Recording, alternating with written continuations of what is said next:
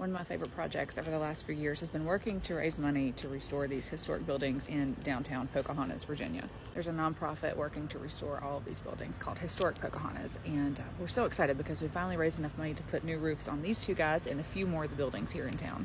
This one here has become my favorite. I love that Italian style balconette. Does it not look like you could find this building in Italy? Stepping out on that balcony from the apartment that's upstairs, you can picture what this must have looked like back in the day. Pocahontas is a prime example of a boom and bust town. The population here just absolutely exploded in the early 19th century. There's a massive influx of immigrants here in Pocahontas. We're all coming here to work in the coal fields, and the cultural influences are reflected here in the architecture of these buildings. One of my favorite features of Pocahontas is that some of the streets are steel brick. That was the home to the Pocahontas Fuel Company. That is the Pocahontas Fuel Building, and Historic Pocahontas does own that building.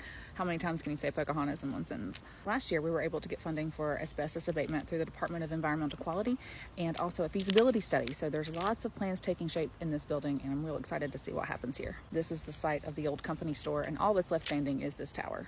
And of course, we have to talk about the Pocahontas Cemetery. This cemetery is apparently incredibly haunted. In 1884, there was a very tragic mining explosion that happened that claimed the lives of at least 114 miners. And all of them were buried here because Pocahontas had become such a cultural melting pot. Many of these gravestones have inscriptions in Hungarian, Italian, Polish, and Russian. I do know of a couple of paranormal investigations that have taken place here in this cemetery, and to be honest with you, it feels kind of creepy being here right now.